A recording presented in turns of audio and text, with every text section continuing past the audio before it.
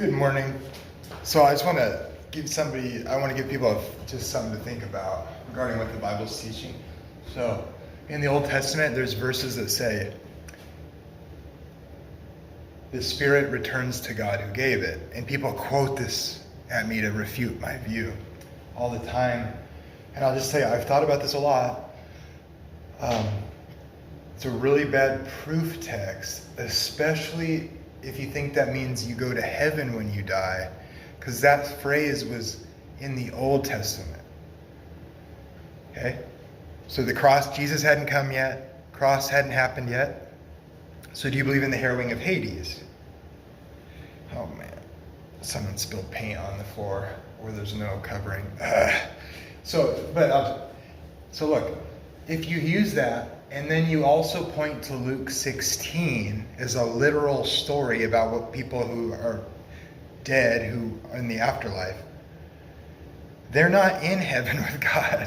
Their spirits, both Abraham and the rich man and Lazarus, right? Lazarus is in Abraham's bosom.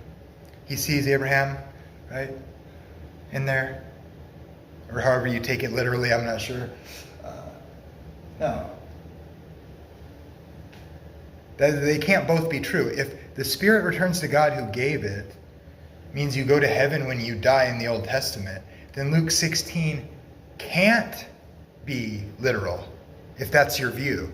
Now, I'm doing an internal critique.